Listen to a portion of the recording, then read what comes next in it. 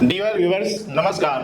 Current events in 2 minutes की श्रृंखला में हम आज एक नए विषय के साथ उपस्थित हैं। आज का विषय है नाटो का शिखर सम्मेलन। कहते हैं संघे शक्ति, यानी संघ में ही शक्ति है।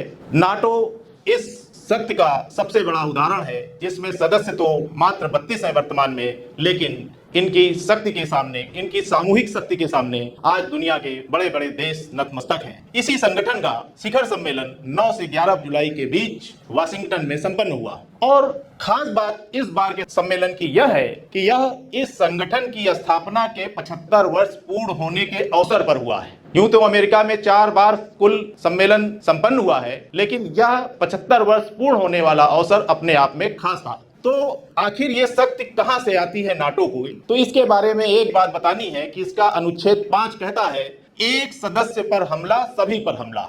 Attack on one is attack on all. इसी वजह से कोई हिम्मत नहीं करता है कि नाटो के किसी एक सदस्य के ऊपर हमला कोई करे, और इसी वजह से शांति स्थापना में भी यह संगठन सहायक है। दूसरी बात कि इस शिखर सम्मेलन का मुख्य शीर्षक था यूक्रेन और ट्रांस अटलांटिक सुरक्षा, यानी मुख्य रूप से इस 75वें वर्ष के सम्मेलन में यूक्रेन को सहयोग और समर्थन देने की चर्चा की गई। इसमें राष्ट्रपति अमेरिका के जो बिडेन ने कहा कि देश को जल्द ही नाटो सदस्य के रूप में स्वीकार करने की यद्यपि संभावना नहीं है, लेकिन नाटो सदस्य देशों को कोई गलती नहीं करना चाहिए।